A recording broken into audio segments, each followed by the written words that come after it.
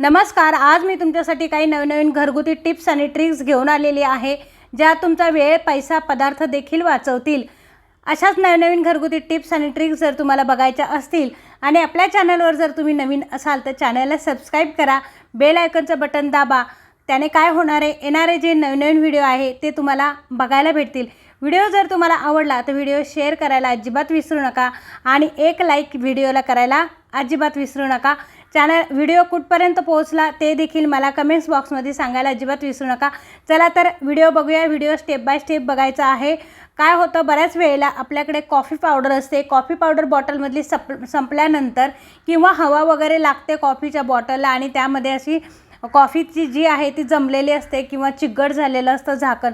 तर अशा वेळेला आपण काय करतो, डायरेक्ट धुवून टाकतो, कॉफीची बॉटल रिकामी करून टाकतो किंवा आपण कॉफीची बॉटल असेच फेकून देत असतो. तर असं न करता आपले पैसे देखील वाया जातात आणि असं न करता काय करायचं आहे, गरम असं दूध घ्यायचं आहे आपल्याला. गरम दूध घेतल्यानंतर काय होणार, ही कॉफी जी आहे ती वितळून जाणार आहे आपल्या दुधामध्ये आणि कॉफी बनवल्यानंतर ती घरामध्ये उपयोगी पण येणार आहे, बॉटल पण आपली उपयोगी येणार आहे आणि जी कॉफी लागलेली इकडे तिकडे आपल्या काचेच्या बॉटलला तर ती देखील व्यवस्थितरित्या निघून जाणार आहे. काट्याचा चमचा घ्यायचा, बाजूने व्यवस्थित अशी हलून घ्यायची आहे कॉफी, जेणेकरून बॉटलला लागलेली जी कॉफी आहे ती व्यवस्थितरित्या निघून येईल आणि कॉफी आपली इन्स्टंट तयार पण होणार आहे. आणि हे बघा, आपली कॉफी तयार झाली. जर अजून थोडंसं जर बाकी राहिलं असेल तर त्यात परत पुन्हा एकदा दूध घाला, थोडंसं गरम दूध घाला किंवा तुम्हाला पाण्याची कॉफी बनवायची असेल, ब्लॅक कॉफी बनवायची असेल तर तुम्ही कोमट पाणी घातलं तरी देखील चालेल. अशा पद्धतीनं तुम्ही कॉफी बनवून कॉफी वाचवू शकता. आपली बॉटल पण आपल्या कामामध्ये येऊ शकते. अशा पद्धतीने तुम्ही कॉफी आपली यूजमध्ये आणायची आहे. आजची ही ट्रिक्स तुम्हाला कशी वाटली मला कमेंट्स बॉक्समध्ये नक्की सांगा आणि हा व्हिडिओ कुठपर्यंत पोहोचला त्या गावाचं नाव देखील सांगायला अजिबात विसरू नका. आणि इन्स्टंट कॉफी पटकन झटकीपट आपली तयार देखील झालेली आहे, तुम्ही बघू शकता. आणि ही कॉफी मुलांना द्या, तुम्ही घ्या किंवा घरामध्ये कोणालाही देऊ शकता किंवा तुम्ही झाकून देखील जेव्हा हवा असेल तेव्हा देखील बनवू शकता. आणि आजचा व्हिडिओ कसा वाटला मला कमेंट्स बॉक्समध्ये सांगायला अजिबात विसरू नका.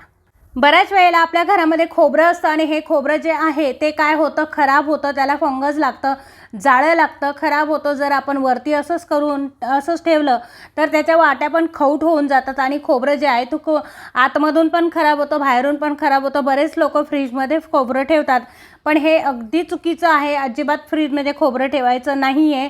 काय होतं, बऱ्याच वेळेला खराब झालेलं खोबरं आपण फेकून देतो आणि मग आपले पैसे वाया जातात आणि ऐन वेळेला आपल्याला खोबऱ्याची गरज लागते. तर अशा वेळेला खोबरं हे कशामध्ये ठेवायचं जे की आपलं खोबरं जे आहे ते खूप सुंदर राहील, चांगलं राहील, व्यवस्थित राहील. तर तुरीची डाळ घ्यायची आहे. तुरीची डाळ जी असते आपल्या डब्यामध्ये आपल्याला घ्यायची नाही आहे. तुरीच्या डाळीचा जो डब्बा असतो त्या डब्यामध्ये खोबऱ्याच्या वाट्या टाकून ठेवायच्या, एकदम सुख्या, एकदम व्यवस्थित. आपल्या ज्या खोबऱ्याच्या वाट्या आहे त्या जशान तशाच आपल्या राहतात. ही टिप्स तुम्ही करून बघा, एकदम तुम्हाला आवडणार आहे. तुमचं खोबरंसुद्धा सेफ राहणार आहे. काय होतं, बऱ्याच वेळेला आपण मीठ जे आहे प्लास्टिकच्या कंटेनरमध्ये ठेवतो. तर असं न करता जर तुमच्याकडे अशा सॉसच्या बॉटल वगैरे असतील काचेच्या, तर नेहमी काचेच्या बॉटलमध्येच, काचेच्या भांड्यातच मीठ ठेवायला पाहिजे. आणि त्यामध्ये खाली काय करायचं आहे, लवंगा घालायच्या आहे आपल्याला. लवंगा घातल्यामुळे काय होणार आहे, मिठाला पाणी जे सुटतं ते पाणी सुटणार नाही आहे. काचेच्या भांड्यामध्ये व्यवस्थित मीठ राहतं, त्याने पॉझिटिव्हिटी जास्त वाढते घरातली. प्लास्टिकमध्ये मीठ कधीही ठेवायचं नाही आहे. अशा पद्धतीने व्यवस्थित कैची आपण पॅकेट कटिंग करून कैचीने व्यवस्थितरित्या बॉटलमध्ये भरून ठेवायचं आहे. जर 1 किलोच्या मापाची तुमचं जेवढं मीठ असेल तुम्ही भरून ठेवत असेल तेवढ्या मापाची तुम्ही बॉटल घेऊन असं ठेवू शकता. माझ्याकडे ही सॉसची बॉटल होती, ती मी वापरत आहे. त्या बॉटल मी फेकून देत नाही. व्यवस्थित काही वस्तू आपल्याला स्टोअर करण्यासाठी घरामध्ये पाहिजे असतात आणि या बॉटल पण खूप छान असतात. त्याचा उपयोग मी अशा पद्धतीनं ते न टाकून देता टाकाऊपासून टिकाऊ त्याचा व्यवस्थित वापर केलेला आहे, तुम्ही बघू शकता. बऱ्याच वेळेला मसाले जे आहे आपल्या इकडे तिकडे पॅकेट पडलेले असतात मसाल्याचे. आपण भरपूर सारे मसाले, छोले मसाला, चिकन मसाला, पावभाजी मसाला, बरेच मसाले, गरम मसाला, बिर्याणी मसाले अशा आणून ठेवतो. पण आपलं पॅकेट खोललं का हे पॅकेट असंच असतं, कधी मसाला आपल्या हातातून खाली पडतो पण, सांडतो पण, वेस्ट पण जातो. अशा वेळेला असं होऊ नये. अशा वेळेला काय करायचं आहे, आणि मसाले खराब पण होण्याचे असे उघडे राहिले तर चान्सेस जास्त असते. एका वेळेला एवढं पॅकेट आपण कधीच वापरत नाही. त्यासाठी आपल्याला काय करायचं आहे बऱ्याच वेळेला आपल्या घरामध्ये कॉफीच्या बॉटल असतात, बऱ्याच वेळेला खूप स्वस्तात अशा बॉटल पण बाजारामध्ये भेटत असतात. तर काय करायचं, हे जे पॅकेट उरलेलं आहे हे काय करायचं आहे, बॉटलमध्ये व्यवस्थित आपल्याला भरून ठेवायचं आहे, जेणेकरून मसाला जो आहे तो आपला वाया जाणार नाही, खाली सांडणार नाही, आपले पैसे वाया जाणार नाही. आणि मेन म्हणजे ऐन वेळेला जेव्हा आपल्याला मसाला हवा असतो तेव्हा लगेचच आपल्या हाताशी मसाला आपल्याला दिसत असतो. गृहिणी ज्या असतात स्मेल घेऊनसुद्धा त्यांना समजतं हा पावभाजी मसाला आहे का, हा सांबर मसाला आहे. तरीसुद्धा आपण बॉटलवर मार्करने नाव लिहिणार आहोत पावभाजी मसाला. जो कुठला मसाला तुम्ही त्या बॉटलमध्ये भरलेला आहे त्या मसाल्याचं नाव त्या मार्करने लिहायचं आहे. परमनंटली जे मार्कर असतं त्या मार्करने तुम्ही बॉटलमध्ये अशा पद्धतीने मसाला भरल्यानंतर नाव लिहू शकता. म्हणजे तुम्हाला ओळखायलाही सहज जाईल किंवा घरात कोणीही वापरलं तो मसाला कोणालाही सहज असा पटकन मिळून येईल अशा पद्धतीने आपली त्याची सोय करायची आहे. आता यावरती आपण पावभाजी नाव असं लिहून घ्यायचं आहे.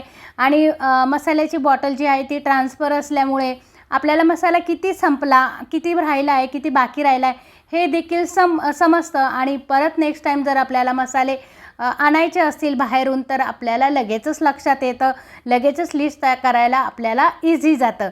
तर आजचा व्हिडिओ तुम्ही शेवटपर्यंत बघितला त्याबद्दल मी तुमची खूप खूप आभारी आहे. माझा व्हिडिओ कसा वाटला तुम्हाला मला कमेंट्स बॉक्समध्ये नक्की सांगा. आणि व्हिडिओ शेवटपर्यंत बघितला त्याबद्दल धन्यवाद. भेटूया पुढच्या व्हिडिओमध्ये. तोपर्यंत नमस्कार.